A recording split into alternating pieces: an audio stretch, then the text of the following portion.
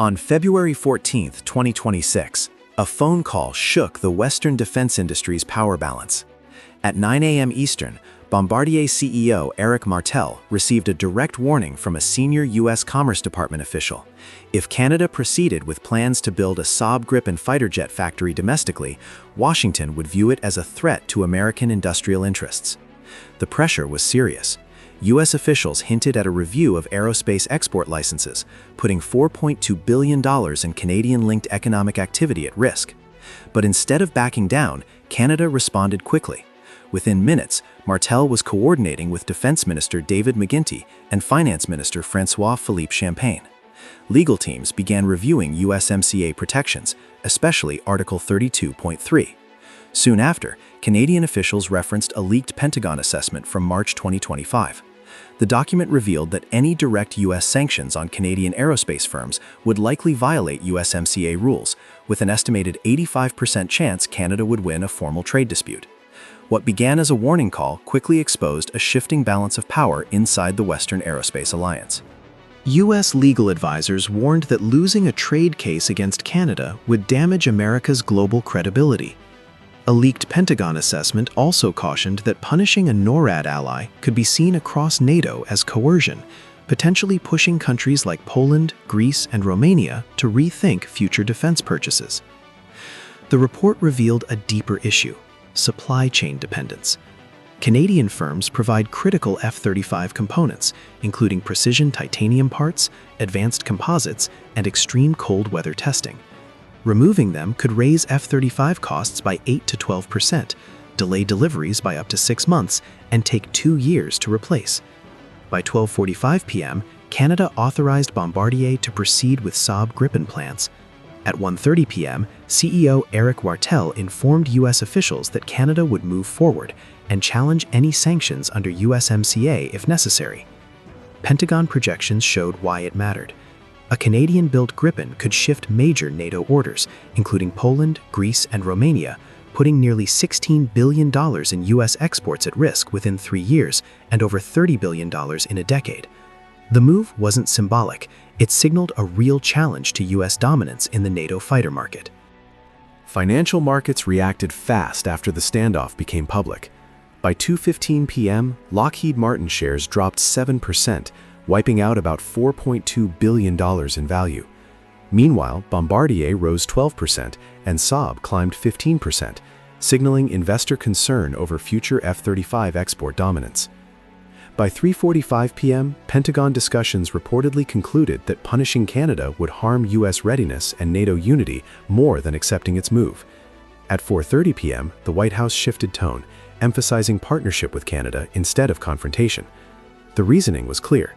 Sanctions risked legal defeat under USMCA, higher F-35 costs, production delays, and weakened alliance trust. Within 90 days, 17 NATO countries began exploring diversified procurement options, not for discounts, but for supply chains less vulnerable to political pressure. Analysts even revised F-35 export projections down by 10 to 15%, reflecting expectations of lasting competition. For Canada, the Quebec Gripen project was projected to generate $20.5 billion in economic returns, 40,000 jobs, and $3.5 billion in tax revenue over 8 years.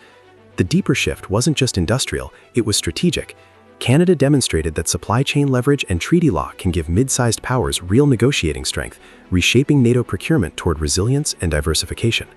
Canada's role evolved far beyond that of a traditional component supplier.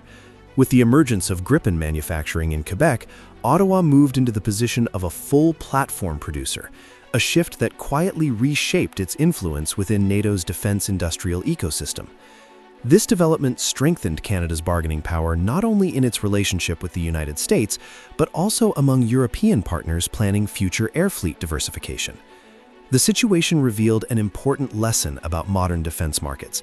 Economic pressure doesn't always produce compliance. Sometimes it accelerates independence.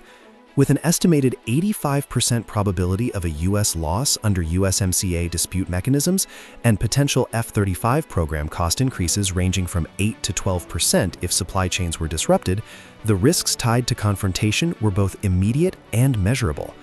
As the Quebec production facility progressed, NATO conversations began shifting towards resilience rather than simple procurement. The addition of a second high-capability manufacturing base introduced strategic redundancy into the alliance's supply structure, reducing reliance on any single supplier while balancing long-term procurement leverage across member states. In this context, Canada didn't merely absorb external pressure, it converted it into forward momentum. Analysts began projecting that this structural shift could influence up to $30 billion in future fighter export decisions as countries reassessed the value of diversified sourcing. At the center of this leverage was not political rhetoric, but industrial capability. Canadian-produced titanium structures, next-generation composite materials, and extreme cold weather validation processes remain deeply integrated into the global F-35 production system. Replacing these inputs would likely require up to 2 years, a delay that could drive up costs and slow delivery timelines across the program.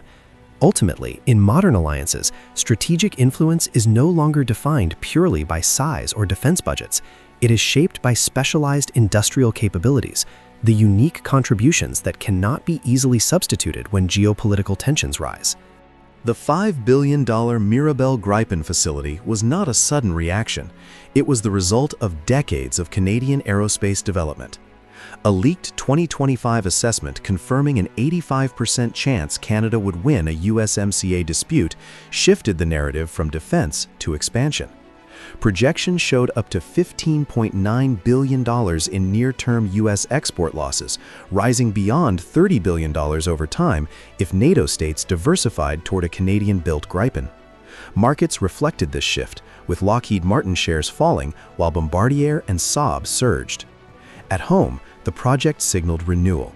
Forecasts estimate 40,000 jobs, $3.5 billion in tax revenue, and $20.5 billion in returns over 8 years, strengthening research, skills development, and keeping aerospace talent in Canada. Strategically, Mirabel redefines Canada's NATO role, from dependent buyer to sovereign producer, offering allies a politically reliable alternative platform. The deeper lesson is clear. In modern defense alliances, influence comes from specialized capability and resilient supply chains, not size alone. By investing in advanced manufacturing and protecting it through trade frameworks, Canada strengthened both its industry and its strategic standing without weakening alliance unity. In my view, this moment wasn't just about fighter jets or trade pressure, it was about how influence works in today's world. Power no longer comes only from size or budgets, it comes from capability, supply chains, and the confidence to use them wisely. Canada didn't try to break the alliance, it strengthened its position inside it. And that's the real takeaway. In modern defense partnerships, resilience and independence can coexist with cooperation. This may be the beginning of a more balanced NATO industrial future, one where reliability matters as much as raw power. If you enjoyed this perspective, don't forget to like and subscribe to Skyjet Wings. Thanks for watching. See you in the next one. Aerospace.